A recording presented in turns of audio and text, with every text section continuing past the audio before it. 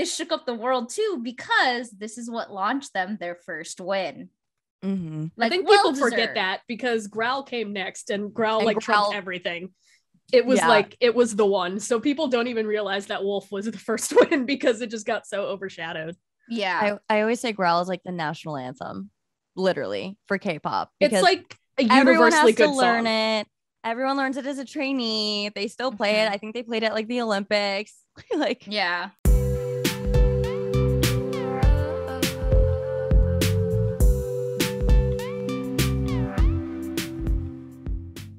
Hello and welcome to the Crazecast, the podcast run by the fans for the fans that brings you close to the action. My name is Roxy, and today I'm joined by my fellow host, Jay.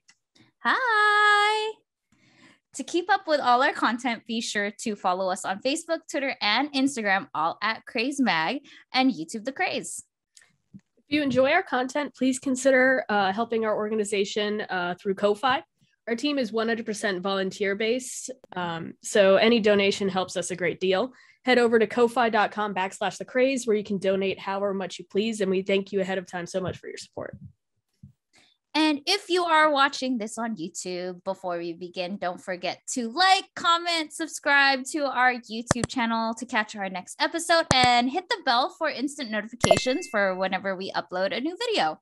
So today, we're just going to jump right into it. Today, we haven't had a guest in a while, and we wanted to bring on this guest. We are going to let her introduce herself. But today we have Racquel Goldy. Welcome to the Crazecast. Hi, guys. Thank you for having me. So, Racquel, if you want to go ahead and introduce yourself for our readers and our listeners who are catching this episode, just let everybody know what you do, stuff like that. Yeah, so I'm a media personality and a YouTuber. I work in K-pop as well as EDM for my quote, air quote, real job. So I've been in music for the past 6 years, music journalist, and now I'm kind of switched over to the other side of things as well, working in marketing for music and K-pop actually. And then I also have a show on Sirius XM on Fridays on Vinny Vibes, Good Vibes Radio on Pitbull's Globalization. So I love that I get to work in K-pop and EDM. It's so fun. And of course, like I said, YouTube channel, all dedicated to K-pop, reaction videos, interviews with idols and artists. So go check it out. Awesome. Just really quickly, just to get to know you a little bit before we jump into the main topic of today's episode. Like, you run a podcast, you have a radio show, you get to meet all of these things. When did you actually get started into liking K-pop and everything like that? I totally thought you were going to ask, when do you sleep? Because I was totally fully prepared to be like, I don't. But when did I get into K-pop? So my sister actually got me into K-pop. She's been into K-pop for the past 5 years. And so I've gotten to go to some concerts with her. I have some other friends who've worked in K-pop. So I've also gotten to see K-pop concerts through them. I also saw BTS and Halsey perform at the Billboard Awards a couple years ago. And that was the craziest experience I've ever seen, because people were literally getting kicked out of the Billboard Awards, trying to bum rush the stage at the Billboard Awards. And obviously the Billboard Awards are not like a normal concert. You can buy tickets or you win tickets. I don't even know how that worked because I had a press ticket, but people, grown women, probably our mom's age, were bum rushing the stage, getting kicked out. I'm like, wow, this is crazier than any One Direction, NSYNC, Backstreet Boys thing ever. I love it so much. These are my people. So yeah. And then what happened is I got a job in Miami in EDM. So I was fully in EDM land. And then I lost my job due to the pandemic. We all were let go, as many on-air radio hosts were, people just in media in general. And I was at home with my sister. My sister was doing grad school from home. And I was depressed and sad. Obviously, I wasn't working. I lost my dream job, and I walked past the TV, and EXO's Love Shot was on the TV. And I was like, who is this beautiful man in a red suit that is just the best dancer I've ever seen? Because I grew up competitively dancing. I taught for 8 years, dances my whole life. I was in that weird transition too I think that was my first year I didn't actually have anything to do with dance, teaching or choreographing or dancing. So I was also in a really weird place mentally because of that as well. And then I saw Kai in his red suit dancing to Love Shot. And I was like, I love him. What is this? I love all of this. And then my sister said, come sit down next to me on the couch. Welcome to EXO. And I was like, I don't ever want to leave here. And then she made me a PowerPoint, and I literally spent the whole first 6 months of the pandemic relearning K-pop, reading PowerPoints, studying the industry, like to the point of the big four and all the companies and the subsidiaries, and just because I was so intrigued, and then started doing reaction videos with my friend Brooke on her channel, and they kind of were blowing up, and we were like, oh, this is a thing, and we just love to do it. And honestly, it was one of those things that it saved both of us, because we had both lost our dream job in radio. So it was one of those things that we could rely on each other and do these videos and just have fun. It didn't feel like work. It was just content that we were putting out to I don't know, be relatable and just have people to watch something. And we were so thankful people actually wanted to watch us and listen to our opinions. And I think the thing that was different about our videos is we tried to kind of give some music business insight or radio insight to these videos, when people were like, why can't you just play ATs on the radio here? We're like, that's not how it works. It has to go through the programming director and the music director and the label and the this. So we were trying to give some insight in our videos as well. So we weren't just these two girls that were like popped out of nowhere, all of a sudden love K-pop. And then Brooke moved to LA and I was still in Miami. So that's when I started my own channel, and I started kind of doing more interviews, which was really cool. My first interview was AB6. And yeah, it just kind of went from there. Obviously, I came from a background of interviewing musicians my whole life. So to transfer it over, but I will say interviewing K-pop idols, as you guys know, I don't know, for me, I get really nervous. Like I get more nervous than anything. I don't know why. I think it's because of the language barrier and just everything. And I'm like, oh God, like I'm stressed, but I love it. So yeah, I just the language barrier scares me the most. Yeah. That's why I'm learning Korean. I have a tutor. Yeah. I told you, yeah, you guys know I'm literally learning Korean because even though I'm very like kindergarten level, pretty much, or elementary level, in interviews, I feel so much better because I actually can understand what they're saying to a certain degree. And I already feel like, okay, deep breaths. Like this is okay. I know we did an interview. It's not live yet, so I don't want to say who it was with, but no spoilers. No spoilers. Jay and I did an interview, and like, you know, some of them are chattering in the background and we're like, what are they saying about me? Yeah. You're like scared. Yeah. Just like, I wonder what they're saying like about us or what they're thinking. And you're just like, oh, this is happening. And if you caught Racquel saying earlier, when you have these interviews, people don't know. You're up at different times to accommodate for their schedule. And I know Racquel does not get some sleep. I see her posting about it sometimes. I'm just like, I posted one video and I had the biggest like yawn of my life and stared off into the abyss. And then I caught myself staring off into the abyss and I like got back to it and I was like, oh, and everyone was like, this is the best video I've ever seen. I was like, this is real life. Like this is behind the scenes. And of course, I'm so grateful to be able to do it. But yeah, being back on the East Coast, I was waking up. Well, I didn't even wake up. I wouldn't go to bed. So I would just be up for 24 hours because I can't like nap and wake up. It just wouldn't work. Yeah, I was up at like 3:30 in the morning doing these interviews or like ungodly hours. And it's just like people don't realize like we accommodate to the artist, you know. Yeah, they're not on our schedule. We're on their schedule. You can't ask an idol to be up at 3 in the morning. You're the one that's up at 3 in the morning. Yeah, you are up at 3 a.m. And they're so appreciative though too, because I remember when I interviewed AB6, their team was even like, Racquel, because I work closely with their team. They were like, Racquel, go to sleep. And they were like, time? Like, what time is it? And I told them, and they were like, we love you. Sleep, go sleep. I was like, I will after. I will once I come down from this high. And I'm like, what just happened? Like, yeah, like definitely also like all three of us have interviewed. And so like, if you're like, it's one thing to experience like getting to interview them, but it's like, it's the energy and rush that comes afterwards that you're like, oh my God, this happened.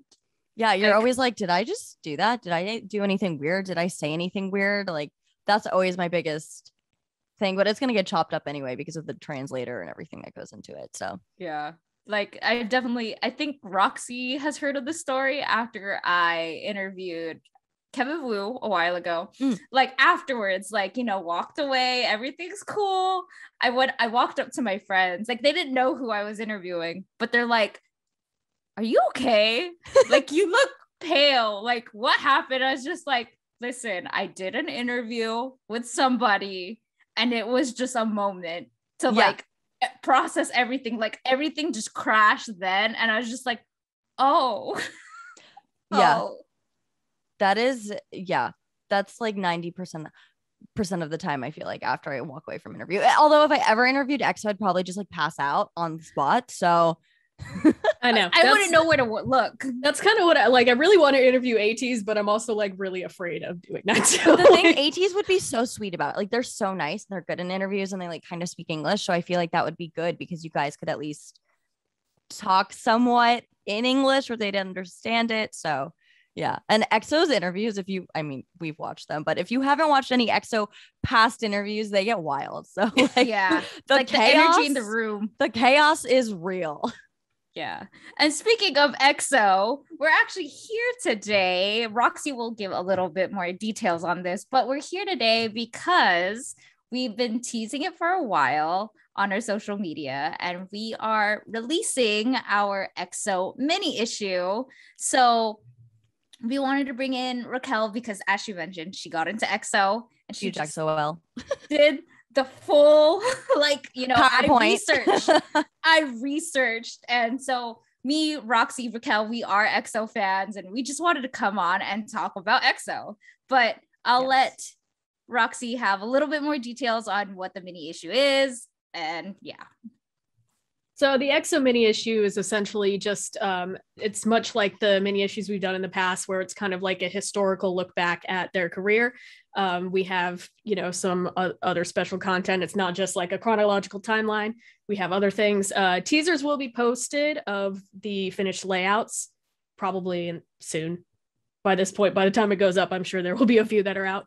But essentially, it's just a great guide or even like a great reminder for anybody that is a big fan of EXO. It's just a great sort of reminder of where they came from and where they are now and all that stuff. So if you are a fan of EXO, definitely recommend picking it up. I just finished the last layout on it. So we're about ready to go to print. That's so exciting. And it is available for pre-order as of this recording, probably maybe by the time this episode is out, it'll probably be out already. So you can purchase the print version for $11, right, Roxy? And if you want the digital version, it is only $4. I mean, regardless, it's something nice to have. It is like a lot of hard work has went into it. Shout out to the team who has worked so hard on this issue, from the writers, the editors, to the designers. Everybody did such a great job. So wanting to give them a little spotlight as well. But yeah, EXO. Racquel mentioned she got into Love Shot. I was there for pre-debut and debut. If you notice in the article or when you get the mini-zine, that is what I covered because love it. I was just like, I have to talk about all of this. But Roxy, when did you get into EXO? When Exodus came out. So that was actually my first like K-pop thing ever. Was EXO and EXO Showtime, which was very chaotic. If you haven't seen EXO Showtime yet, it's a great experience and it kind of lets you like figure out who your favorite's going to be just based on who is the loudest. So like I love Dio because he just like is so sick of being there sometimes. He's just like he just hates it, and like in one of the episodes he takes himself on a date to a movie while everybody else goes and does some like louder things. I don't know. It was like my favorite thing about him. But Dio, my favorite clip I've ever seen of Dio is when they were at, what were they at, like a zoo or some sort of like animal sanctuary, and he's like feeding the deers and he literally looks like Snow White and everyone else is like being chased by the animals and he's like come, and they're all just like following him in a herd. I was like, that's because he's peaceful. He has the right energy. Animals sense that. Yeah, they know like who is friend and who is foe, and if you're too loud. Who is like the peaceful Snow White? Like Dio, yes, that is you. Yeah. So I mean, like, where should we start? Honestly, I have a question because you witnessed Mama when it came out. What was that like? Okay, so I will admit, like, yes, I saw EXO debut. I saw everything happen, but it was more like of a casual, like, I'm a fan. I think I didn't really get into EXO till maybe after Mama released, but I will say this, on social media, on Tumblr, oh gosh. Tumblr, yes. There were just gift sets of the music video. Everybody was like, they look so cool. I mean, I wasn't like fully in tune with EXO like at debut, like fully, like, you know, like as a fan who was just like hardcore, like I'm gonna sit down and watch the showcase. I didn't watch it till like after, but I knew of everything, and I can see why like everybody was like, once I fully sat down and watched the teasers and everything, and I was just like, oh, I get it. Like it makes sense. Like you have two different groups. There's these 12 members who are just like from technically another planet, and they're here. They have superpowers. You don't get to see this. So a lot of people were also excited to see, like, you don't get to see superheroes or like superpowers being emphasized as a concept. Like maybe you'll see it like in past music videos, like they'll have an episode like where they, or not episode, music video where they have superpowers, but like that's just the concept of the music video. But this is actually an established universe for them, and so everybody was so intrigued. Racquel mentioned Kai. Everybody would not stop talking about Kai even till back then. Yeah. And so it's just like Mama was like, it took the world by storm, like how a lot of these like newer groups are starting to like roll out with bangers and at the beginning. And I think it was just different. Everything was different about EXO. It was like you knew that the game was going to change once they debuted, and because we got so many previews of like not only their superpowers but their sound and style, it's just like, okay, what are they bringing to the table fully? And so like they promoted a lot. I saw history getting promoted a lot when promotions were longer. Now they're shorter nowadays. So like they were everywhere during Mama era. Like there's not like a show that they didn't really go on. They were doing stuff in Korea. You got to see them like in SNSD So for TTS. And so it's just like they're gonna sprinkle them everywhere. So it's kind of like we're gonna shove EXO all in your face and you're just gonna like them at the beginning. I feel like that's what it was. Question though, you know how the Mama MV opens with the story for like a minute and a half? Does that not bother anybody else? For me, I think it's one of those things that you think of it from now. I'm like, oh, marketing, I understand it. Like if there's one thing SM is great at, it is being ahead of trends. And like every songwriter I've talked to who has worked for SM and songwriters who want to be part of SM, they always say that is the first thing that comes out of their mouth. Like SM is so ahead of everything, whether it comes to sound, group, production, and they knew what they needed to do. And I was listening to the Get Real podcast on Dive. And who was it? Aaron from Newest said EXO, B2B, and Newest all debuted 3 weeks within each other. So I'm sure, obviously, everyone knows who's debuting, what's happening. They were like, well, we're going to get the upper hand and do this whole music video. And this is the concept. It's out of this world, literally. And like, we're ahead of the game. And here we are 10 years later. So I think now we look back and we're like, oh, wow, like this is okay, but it worked for them. I mean, clearly they have everywhere still. It's very interesting because I didn't actually know that Newest, B2B, and EXO were like all at the same time. But when you put it in that perspective, it did work like very well in comparison. Yeah. And I just feel like also around that time, we didn't get huge numbered groups. And so it's just like to see a huge number group like this is just like, it's not only more people to stare at, it's just like there's more color to discover in a group. And the fact that they were also, I don't want to say the first of their kind, because Super Junior did Super Junior M, which was their attempt to go into the Chinese market. So, but even then, the member situation, I think it was executed better. They like fully knew what to expect and were going into it with this concept that was like, we are going to have 2 groups. It's going to make one massive group. I mean, when you think back about it now, you're like, okay, so it's NCT. They just replicated it with NCT, but it's done even better now. So but like that's crazy to think about because you're like, okay, they did it with Super Junior, they fully executed it kind of with EXO. Now we have NCT. So they've planned this how many years ago now? You're like, wow, I can't even plan like my week like that, but like good for you.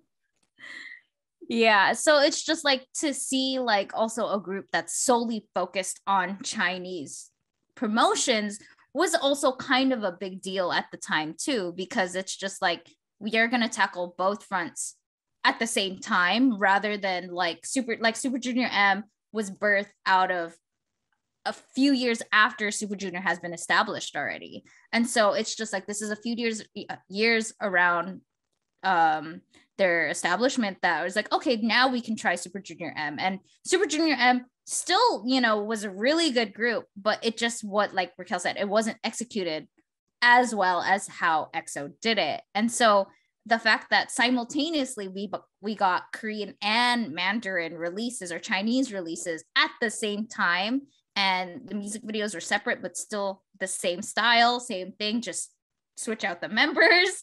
Like it's different back then when they debuted. So it's just like, oh, this is a lot different, and it shook up what K-pop was at the time. That's crazy too. I always think about like music videos. If like people don't know, music video shoots are very, very long. They made 2 of everything. So those shoot days were so long. They had to learn 2 sets of choreographies, 2 different songs, reshoot everything, shoot it again. Like the amount of time and effort that takes is so much. So I think that right there just goes to show how hardworking they are. And that's why they're where they are currently still. Right. It just sounds like too much. Just like even considering all that, like, no, I don't think so. Yeah, It's like the amount of storyboarding they must have done in preparation just for their universe. It's just like, okay. And like what people don't know is like some members have been training longer than the others. Some were just like, you're going to be part of this group. So like, some of these the members who came in later are just like, I have no idea what's going on, but yes, First of all, the members who came in later, Baekhyun and Chen, like trained for like what, a year? About the main vocals. Like now you're like, wait, that is so crazy. How everything just happened with EXO is just so crazy because now it's so calculated and everyone is placed in a certain way for a reason in the group, like in the position. And I feel like for EXO, they kind of knew, but they were like, we need the 2 last vocalists. We have so many members and we're just kind of going with it. And no one actually knew what was going to happen, but they did so well because there was so much planning behind the scenes that no one knew about. So planning is good. Be organized, people. But also be prepared for the worst because we saw also what happened. What started happening in 2014. Right. No one can plan for that. No one. I think also it's just like, well, what happened in 2014, out of a lot of respect to people who don't want them mentioned, I will just briefly say this, like Luhan, Chris, Tao, they did leave, and these were their sole Chinese members out of the group, and 2014 hit, and it's just like, so there's a lot of uncertainty of like, how are they going to do EXO-K and EXO-M now? Well, they kind of stopped doing EXO-M. I mean, they still had Lay, but and even Lay, he's still part of EXO, but he's just like, he's not there. And it makes me really sad because he's my favorite. Well, we know how my that's sisters going. Too. Yeah. I mean, like he was on the last album, but not really. No, my favorite part is the music video. How they literally digitally imposed him. My sister lost her. If you guys watch my reaction video, my sister was in it and she literally got up, paused the video, like couldn't handle it. I was like, she was choking. Like it was too much. He take crumbs at this point because literally. It's just like, because we know he can't go back right now. Like it's just not possible for him to go back. But I was just like, I'll take whatever crumbs. He's on the album throughout the album. Yes. It was weird to see him, like you knew like, oh, he was definitely CGI'd in, but whatever, I'll take it because he's there at least. Because when's the last time we saw them? Right. Yeah. I don't know, but I always see that clip of him being like, my members, that he shows on it. They're his wallpaper on whatever show he was hosting or judging. And I'm like, oh, my heart. It's like he never He forgets just wants them. to dance with Kai. It's fine. Yeah, it's just like, China's come holding him on. hostage. I'm convinced that China won't let him leave. Oh, I think it's, I mean, everything with COVID as well. Obviously, like the regulations and the travel. And I mean, I want to go to Korea, but it's so hard. Like, yeah. Yeah, So I need the 2 week thing to go away. That's the amount of time I can spend. I can't be in quarantine for 2 weeks. I know it's hard. Hopefully it's coming soon. I've heard rumblings of them. Hopefully in 2022, it's going to be cleared. Hopefully. And then also what was it? Going back a little bit into their history around Wolf era, which a lot of people kind of like that was a blur of a memory with EXO for older fans. They're like, that happened. Let's move on to the next era. I love Wolf. I will take no Wolf slander here. I don't care if it's a bad song. I love that song. I love it. It's just great. It's just great. It was really good. For some fans, they're like, yeah, that happened. Can we move on? But this is the first time we saw all 12 of them together too, like in fully established choreography. We knew like when they did History and Mama, yes, they performed together, but this is the first time where you get to see all of them together in a music video. And so it's just like, this shook up the world too, because this is what launched them their first win. Mm-hmm. Like, I think people forget that because Growl came next and Growl trumped everything. It was it was the one. So people don't even realize that Wolf was the first win because it just got so overshadowed. Yeah. I always say Growl is like the national anthem, literally, for K-pop. It's like a universally good song. Learn it. Everyone learns it as a trainee. They still play it. I think they played it like the Olympics. Like, yeah. And the fan chant alone too. Like, once you like the first beginning beats, you hear that, you're just like, oh, I gotta get ready. I gotta get ready. Like the fan chants are coming. I just love the hat choreography because the first time I saw it being a dancer, I was so stressed. I was like, the hat's gonna fall. Someone's gonna drop it. It was so stressful. Yeah. And then it's also the first time we got to see a full 360, like one shot take of like a music video. And I think like, don't want to overshadow Wolf, but kind of have to. Growl just hit a lot different. And everybody was like learning the choreography. Everybody was like, this is my jam. Like, it's so catchy. And there's a reason why it still gets played in their concerts till this day. I don't think I know anybody that doesn't like that song. True. Yeah, same. I don't think so either. But it's just that song. It's like it's one of those things when you become a K-pop fan, you have to know Growl. Like there's like a set songs. Growl is one of those songs. Yeah. I think like if you want a beginner's guide to K-pop, this has to be in the playlist. This song. And it's just like we got to see their first win with Wolf, and then Growl came on, and then this is the huge explosion of Mama, like the awards, Mnet Asian Music Awards. This is where we finally got to see them do the Rookie. Were they Rookie of the Year? I don't remember. They got one of the bigger awards, and everybody was like, oh, this is the group, and not wanting to start any fan wars, okay? We're not going to do that here, but this is the group that challenged Big Bang around that time. And the fan wars back then were insane. Oh, because it's just like, they are the new kids on the block. Oh, gosh. Because I felt like Big Bang has this grip back then that was just like, oh, like, you know that they're always going to win awards, but EXO came along and you're just like, oh, it's not going to be pretty. But it's just like they deserve it too. All these groups are talented, regardless.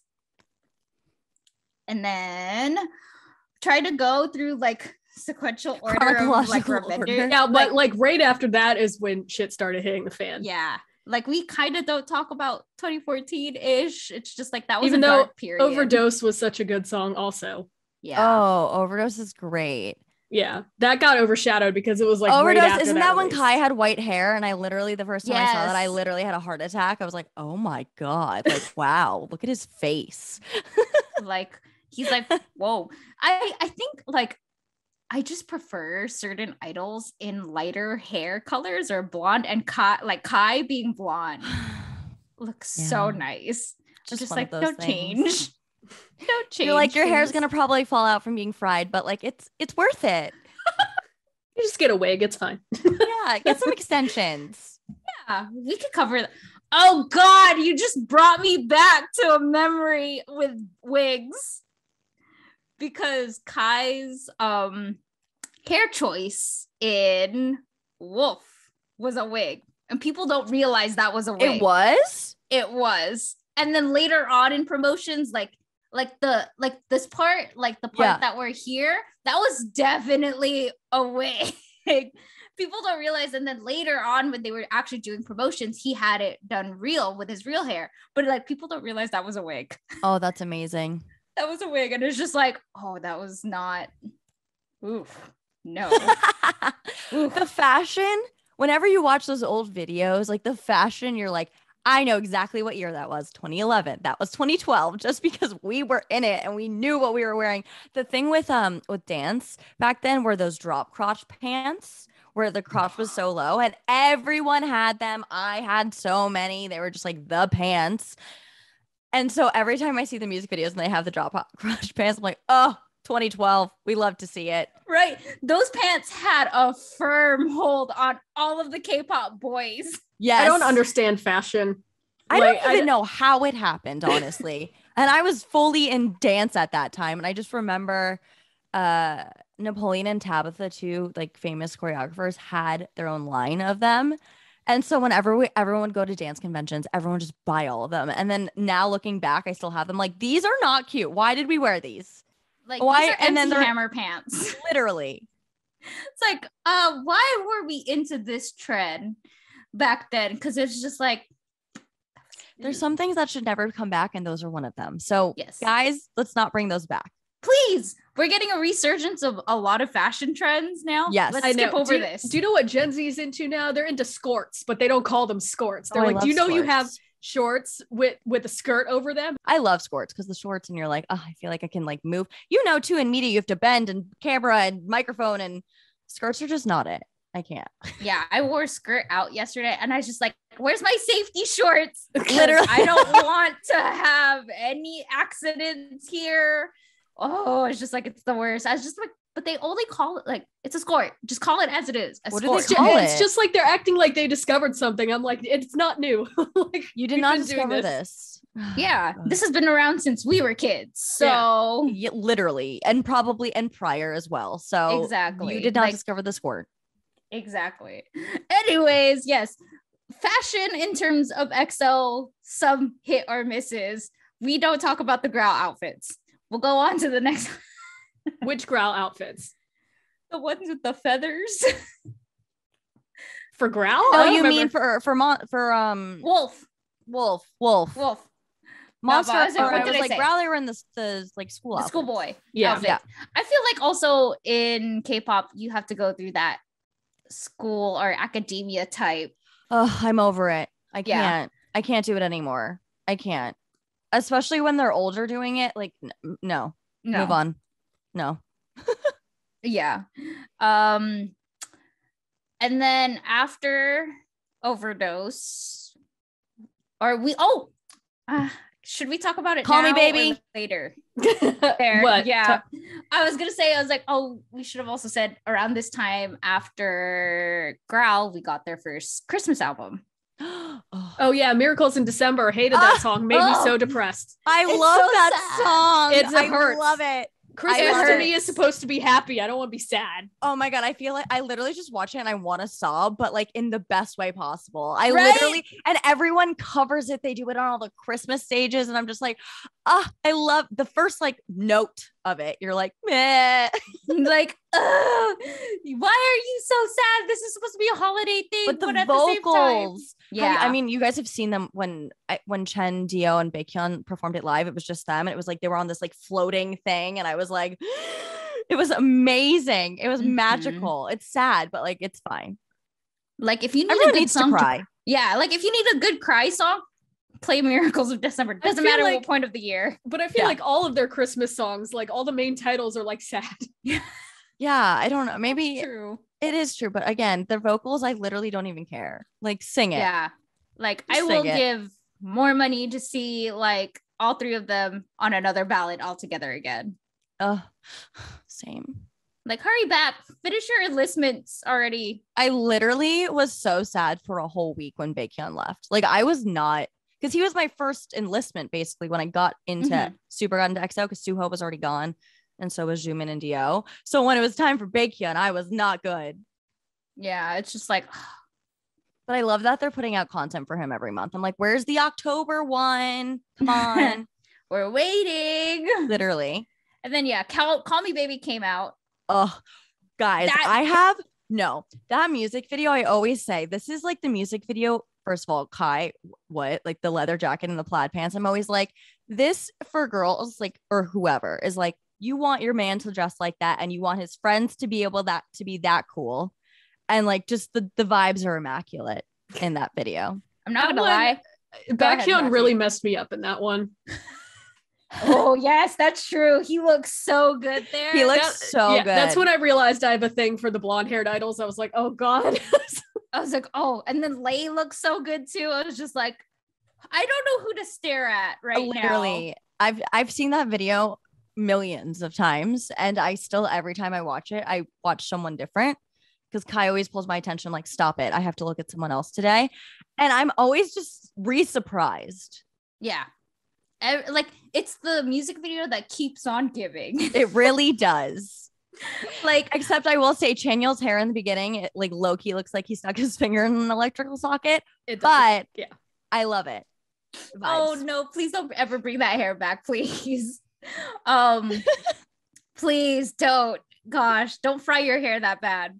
I also want to say I kind of was inspired to get in the leather jacket because of that music video, because it's just like, oh, you make it look so cool. Much leather in that video. Like jackets, like, the blue leather jacket, the black leather jacket, the like, I was like, oh god, I love all of this. Green one, and it's just like, yes, oh yeah, maybe is it someone has a blue one? Yeah, I think Keisu did. Someone did. Yeah, Kai. Oh, maybe Kai had the black one. I don't know. Had black. I think it was Do or Lay, one of the two. I think maybe they both did, honestly. I love that the stylist was like, leather jackets for all, and they were like, yes. Oh gosh. And I think like also Call Me Baby is just like Growl is their staple songs. Like people know them by those two songs. And again, by this point, they're already sweeping awards. Like everybody knew like, oh, they're winning Artist of the Year. They're winning Song of the Year for this. And then we started to go into their darker concepts, right? Oh, gosh, I'm trying to remember. You forgot about Love Me Right, which is not dark at all. That was the song is exhausting to watch. It's very long. Like the live stages, and whenever anyone covers it now, I'm like, oh, almost there. You're almost there. It's almost done. The song is so long at the end. Like everyone always takes a deep breath, and I'm like, you got it, guys. You can finish the choreo strong. Yeah. Oh gosh. We lost Exodus, though. It was that weird time for Call Me Baby because it was right after Chris and Luhan left, and then like Tao was half there. He was like, oh, I'm injured. And then a week later, it's like, just kidding, I'm leaving. And everybody was like, what? Yeah. What the hell? Which just, it makes you think like what was going on behind the scenes. And they still were doing all of these performances, winning, completely killing it. And I honestly, for me, one thing I always talk about, I feel like too, with K-pop or doing podcasts or videos, I'm like, they're humans. Things are going on behind the scenes. Like not everything is roses and butterflies. And I feel like that needs to be understood more. And we are getting to that point now that people are like, wait, they're humans. They're not just like robots. So just like makes you think a little bit. Like there was a lot of stuff going on behind the scenes. I'm sure they were very unhappy many times they went on stage and pulled it together. And I always wonder what was going on. Because I know with 12 people, there's not everybody's gonna like each other, so there was bad blood, and I always want to know. Well, we kind of know nobody liked Chris for obviously good reason at this point. We figured out. So, but like, I always wonder about the beef, and then you have to like put that shit aside and perform like your best friends. Or when they go on shows, they always all idols act like they're all best friends. I just always wonder.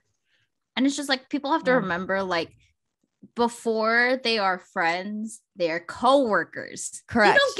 You don't get along with your co-workers all the time. You're gonna have differences with each other, whether it's like a styling choice or how your actions speak. So not every day are you going to get along. And I feel think like about how tired they are too. Like hangry, tired. Like I know when I'm tired and hangry, I'm not nice to be around. So times 12. Imagine that. Like you have 12 grumpy people who are like traveling and also traveling from place to place. You know, they'll have like, for example, they'll have a schedule in Seoul. They have to go all the way down to like the most southern part and then come right back up for a morning shoot. And it's just like, people don't realize it's like not all the time are they wanting to be in each other's Think about faces. when we're doing the interviews. Normally it's a media day. So they were sitting there for hours just doing interviews. People were asking them the same questions, which, you know, they get annoyed and they're over it. So, but it's like, it's part of the job. But yeah, there's a lot more than just like the pretty face and the dancing. Yeah, there definitely. And like relationships can definitely strain. And we saw a lot of that happen with EXO. And, you know, it's unfortunate because would we want all 12 together still? A lot of people do. A lot maybe of people not do. all 12 at maybe this not point. all after. Maybe 11 would be okay. Maybe. But like, it kind of makes me think of like, if all of that didn't happen, what would we have right now? Like, how big would they be now? And it's like, we could always think of what if, but at the end of the day, EXO is still here and they're still providing they're a strong group. Like, yeah, they're still one of the top groups above. Yeah.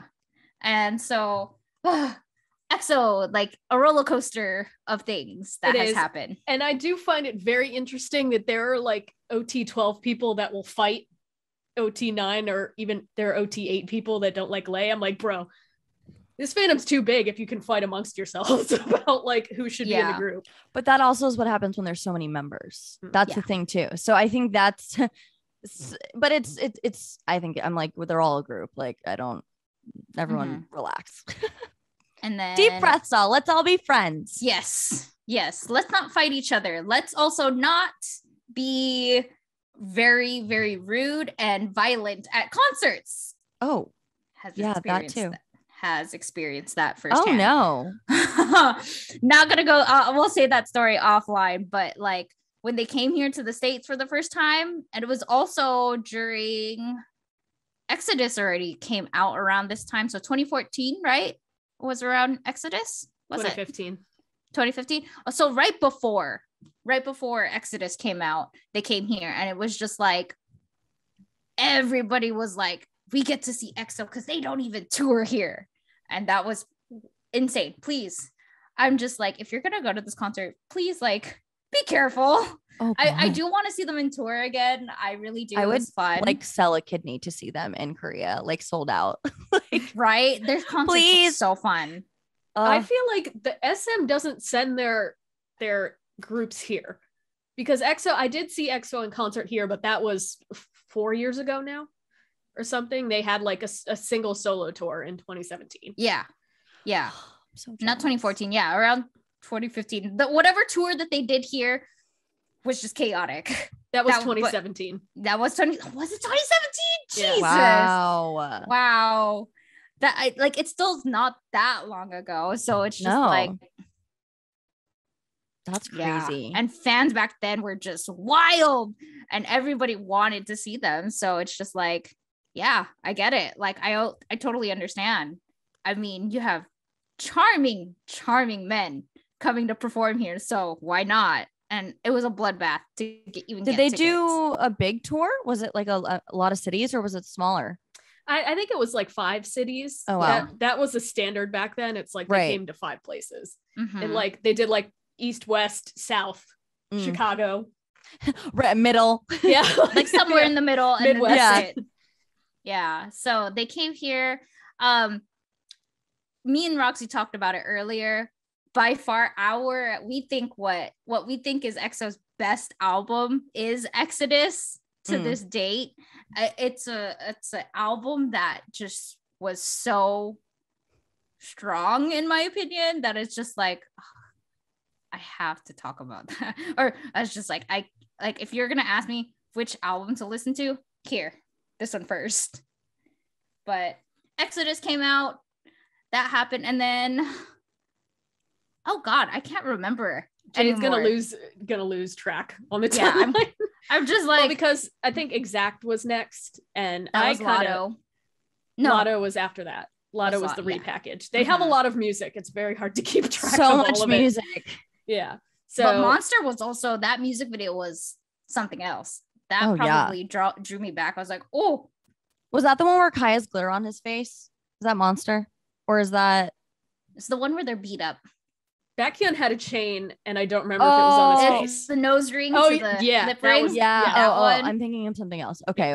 Where they're rioting also. And then they decided to go into their summer releases later on with Coco Bop and that Power. Song for me. I love Coco Bop so much. And Chanyeol's pink purple hair in that video. I want it. Like, I literally every day I'm like, do I want pink purple hair? I mean, I do want pink purple hair. But do it. I know it's just hard to maintain. Anyway, Coco Bop, go watch the video. Yes, if you're like wanting to go into the more summer realms, do it. That's pretty cool. And I also like appreciate, like, even till this day, we are still getting references to their superpowers. Mm-hmm. Yeah, but They there have was a not period let of it go. time they stopped doing that.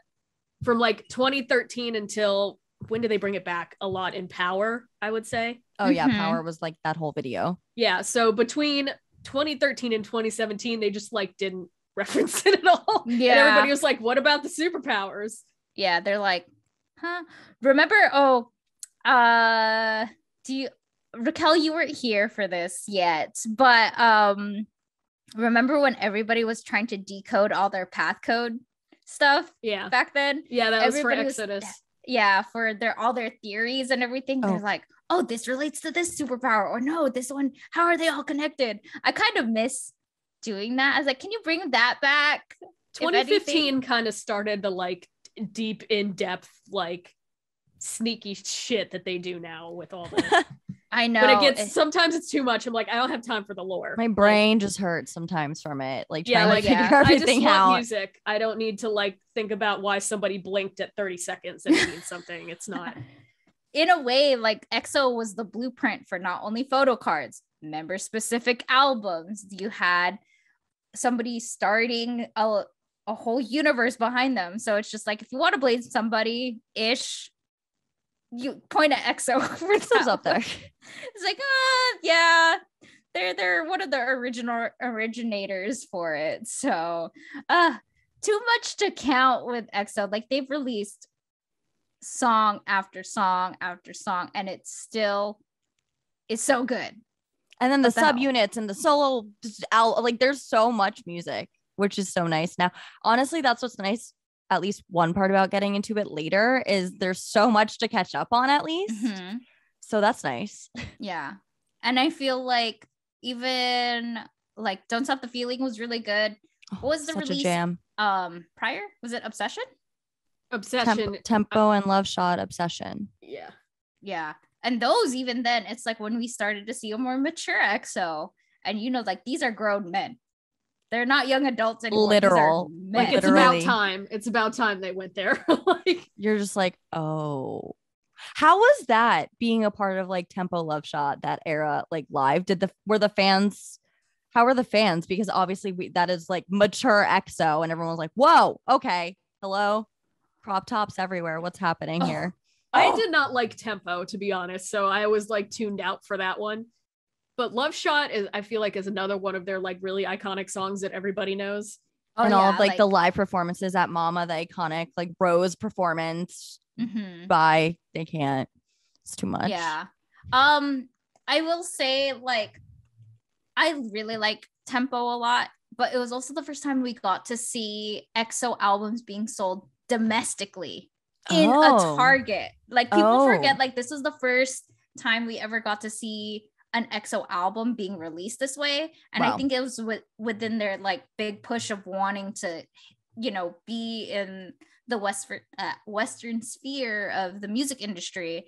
And so I remember, I think I was still in school, like doing my master's at this time, and I was on a break, but like, I remember to the day, I was just like, the EXO album their Tempo releases on this date, I know that there are K-pop fans around me. I have to go to this Target before opening and find this album because I know that people are going to snatch this up so fast because you hardly got to see K-pop albums being sold at a Target. Like, who'd have thought?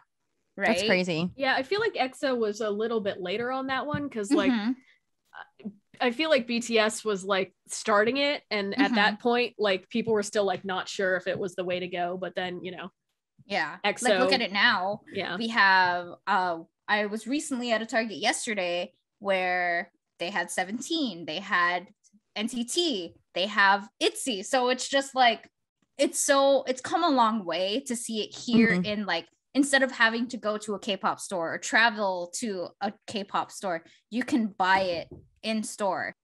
We never got to see albums like this, and it was the first EXO album we got in store. So I remember, at least around Tempo, I getting it and the rush of like, oh, I don't know, like, what are they doing? You know, and then also the reactions of when they did that a cappella portion of the song, everybody was like, oh, I forgot. Like people forgot how good that they were vocally. It's just like, they're just like, I'm just going to remind you that this happened. Yeah, I mean, the first music videos I saw were Love Shot and then Tempo, and then kind of went back from there. So for me, Love Shot and Tempo hold such like a special place in my heart. I know if I was to ever see it live, I'd be like, meh, this is it. Oh gosh. I hope that whenever they return again, that they come here. Please, EXO, SM, I'm begging you, please. Bring them here. Here. I'm tired of these crumbs of just having to sit from afar. I know. And just be like, oh, I want to be there. Yeah. So I mean, yeah. Please come here. I beg of you. I'm begging you, SM. So was this your first like full EXO comeback, the most recent one? Yeah. Oh, I just realized that. Because like I know for a long time they've just been doing subunits and stuff. That Don't Fight the Feeling was what, like the first comeback in like 2 years? Yeah, because before that I was there for like Candy and Kai's solo and like everyone's little solo albums. But yeah, this was the full first comeback. Oh my god, I just realized that. Oh, I kind of like that. I mean, Don't Stop the Feeling is such a good song. Like it just makes you happy. For me, it makes me happy. Summer banger. Yeah. Done right. Because sometimes summer songs, I'm like, okay, we get it. It's like summer and bubblegum. And this was just that right sprinkle of happiness. Yeah. And it's just like, oh, they brought back their superpowers too. So it's just like they're space junkies. And then I was just like, oh, I love paying the homage to them. And if you haven't even gotten into their subunits and their solo stuff, so we could go into another whole episode about that, you know? And it's just like so EXO good. So much talent. They've had such an extensive career that it's just like, what the heck? I can't believe they've been around for this long. Whose solo do you think is coming next? We haven't gotten Schumann's yet. I think they would do Schumann before Sehun, to be honest. Well, that's gonna all definitely depend who's going to the military first, like Kai or Sehun. Because I know that they both were like, oh, we're gonna drop albums, and they're definitely gonna go, and I'm gonna cry. I'm just curious to see Sehun's solo. Because it's just like, what are we gonna get from him? Because it's just like, I can expect from Schumann, we're either gonna get more ballady type or like, I could see him doing some like R&B-ish like flavor. I could see like him a Sam doing that. Kim kind of vibe for sure. Yeah, I could see him doing that. Kai, we've already gotten a taste for. Well, was a good song. Your face. I was like, I literally fell off my chair in my reaction video. So like, great. Glad. Yeah, he really was serving for that one. I don't know how any Kai stans survived that. I didn't. I like to torture my friends who are like Kai stans and be like, here's this. I have grown immune to the whole Kai thing. My sister of just like, that does not faze me, but still, you look really great. My sister bought me the album and she's like, which one do you want? I was like, what do you mean which one? The one where he has no shirt on and he has the tattoos and he has green hair and like that one. And she was It's like, like the everything she's version. like, I don't know why I asked. I figured. I was like, yeah, why did you even ask? Yeah. Oh gosh. Yeah, I'd just be curious to see what like Schumann and Sehun. Like, I was just like, we don't hear Sehun sing a lot, so it just makes me wonder, like, what are you gonna do? He's busy being on variety shows and filming movies. Yeah. And modeling for Dior. I'm like, every time I open Instagram, I feel like it's a new Dior like picture for him. I'm like, get it. You make that money, honey. Get it. Oh, and it's just like, it's also kind of like, as an old, like somebody who's been with them, to see Sehun grow. Yeah, literally. Also, like all the baby face and then his rainbow hair, and then all the of a rainbow sudden he looks hair. like this. And they're just like sometimes it's like, you were a teenager when I discovered you, and you're just like, you're a whole adult now. Yeah, that's how I feel about Jungkook. Yeah. Right? With his tattoos, I'm like, what the fuck? What happened? Also Taemin. Taemin. Yeah. Oh, Taemin. Yeah. Literally. And that's how people are starting to feel about the Dreamies now, because they're like not 14. And I don't want to hear this. I hate everything about this. I'm like, Jamin's face, what? Like, you don't look like a baby. I'm confused. Like, are we watching them go through puberty? Like, it's weird. I mean, we did literally. Yeah. Right. I was just like, I just have like chewing gum, and it's just like how they look then, and then you look at them now, you're just like, what happened? Where are we? And I'm old now. I feel like after that, every time you watch like the chewing gum to the hot sauce and everything in between, you're just like, wow, I feel old now. Yeah. Anytime I see someone thirsting after Mark Lee, I'm like, oh God, I'm so old, because I remember when he was 15. Right? Like, you're just like, huh?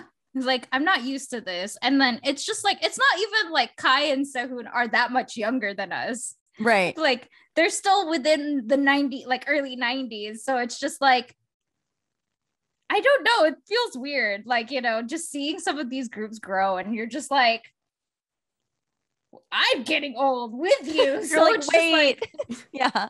Like, I can't escape this. And now there's like 3 groups under them. And you're like, how did we get here? Yeah. Right? Time isn't real. Time is not real. No. I don't know what time is. Especially in media, I don't know what time is. It's just like, so it's just like a matter of time of what is EXO going to release next? What are they going to do? Because Chanyeol's already enlisted. Yeah. Mm-hmm. Baekhyun just went. Chen is also there. Wait, we didn't even get to talk about how Chen's a dad. I don't want to. That's what his father. And I hope his daughter has a beautiful voice. Yes. I was just like, I hope that she gets the best lullabies ever, because I just does. Oh my gosh. And she's like so loved definitely by all of the members, because we know Kai loves children, and Baekhyun is basically a child. So she has the best babysitters ever. Can we bring back Hello Baby, but instead it's just some members trying to take care of Chen's child. Oh my god. Oh my god. That would be crazy. Oh gosh. But I mean, there's so much stuff that we could talk about EXO. And it's just like, it's always a good time. Yeah. I mean, at this point, it's like, go watch all of their music videos. They have reality shows. They have EXO Arcade season 1 and 2. They have, what was that web drama? What was that called? EXO Next Door. Fucking love EXO Next Door. Oh, me too. I need to watch it again. It's so cheesy. I love it so much. I love those type of dramas. So like, I need to go watch it again. I am kind of sad that Dio was the second lead then. Oh, he was the second lead. Yeah. Speaking of it, we also have a lot of like K-dramas and movies from Dio too, that if you are missing He's such a good actor. He's such a good actor. Like whenever I watch him, I'm just I can't fathom what's going on. And I'm just like, when's your next movie? He did just get back now, so I think he's filming something right now. Yeah, he's filming. That's why he went early, because he had to.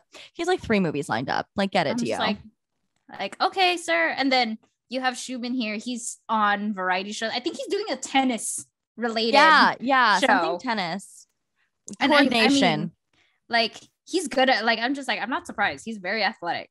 Have you seen how he looks like without like certain clothing? And it's just like, that was hidden under there. You would think like this cute little, like, his cheeks are so cute, but you're just like, Oh, okay. Oh, Like, oh, I was not like, can you put on a shirt, please? Kind of Oh my God. situation. But yes, oh gosh, so many things. you So guys many know what I like things. to do? I like to go back and watch all of Baekhyun's his tour vlogs that he has on his Ah. YouTube channel because I'm like, I feel like I was there.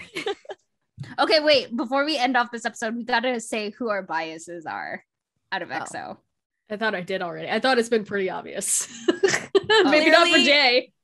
Yeah, who's yours? Lay. Okay, Lay. Mine is I switched a lot of times. Well, one I was very strongly, and then he kind of has a bad rep right now. So denounce that one in terms of being a bias. But it's actually Baekhyun. I denied him as a bias for so long. I And I'm love just, like, it. every time, like I just always zero in on him, and I'm like, okay, I admit, like white flag. He has that the kid's my best bias. personality of all time. So like, yes. And mine's obviously Kai, if you guys couldn't tell from this whole entire episode. Yeah, she has it in her background. Literally. Like if you're watching the video portion, it's in her background. Yes, it is. And I have like all of my EXO albums over here too. It's like Love Shot. I have like 3 tempo albums. I got all the different ones. I have Love Shot. I have a really old photo book one. I don't know. I went a little crazy for, like last time I came to LA before I moved and I went to the K-pop stores. Dropped a lot of money, but It'd be worth like it. that. It It'd be like does. that. Yeah. It Thanks. happens. And now you have more easier access. They're just And like, now, oh yeah, I had to stop myself yesterday. I was in the mall and there was a K-pop store. I was like, nope, keep walking. like next time, Next weekend, Yes. Yeah, next paycheck. Yeah, Then maybe that. I'll treat myself. That's how I'm gonna do Literally that. next paycheck, please. All right. Do you want to start closing up, Roxy? Yeah, sure. So there is like a lot more that encompasses EXO just because they have been on the scene for almost 10 years now. There's like more than we can talk about. But as Racquel said before, you can go watch their stuff online. Don't ignore EXO if you've been doing it deliberately. It's not worth it. I just say that because I was like part of the BTS fandom and you know how they were for a while. Not worth it. Stupid beef. EXO is a great group. They have great music. And they're always all the content to check out. It would be a good time. But our EXO issue is going to be available for pre-order now, and these rates are discounted. They will cost a bit more once we do our normal print. So if you are interested, I would recommend grabbing a pre-order link. That also guarantees that you will get the print issue in case we run out, because we have in the past. So yeah, that link will be in the description as well for the pre-order. And keep an eye out on our social media to see, we'll have more member reveals for the cover and more previews of the layouts themselves. And just so we want to also wrap up, just wanting to say thank you, Racquel, for being on this episode. We really appreciate you having you here on this episode. If you have any last words that you'd like to tell our listeners, or whether they're watching or listening, just tell them where to find you. Yeah, you can find me on everything at Racquel Goldy, Twitter, YouTube, TikTok, Instagram. And like I always say, slide into my DMs. Let's talk about K-pop because I want to know what everyone's listening to. I'm all about finding new music. I make playlists if you guys want some to share. Like I'm all about that stuff. Awesome. Well, again, check out Racquel on all her social media. Check out her YouTube channel. She does some really cool reactions and interviews that are on that channel. And it's just like, there's so much. So please follow and support Racquel. And just again, thank you for being here. No, thank you guys so much for having me. I mean, obviously, I love to talk about EXO for hours. So yes. And then Roxy, go ahead. Yep. So don't forget to like, comment, and subscribe to our YouTube channel to catch our next episode. So this has been the Crazecast, and we'll see you all next time. Bye. bye.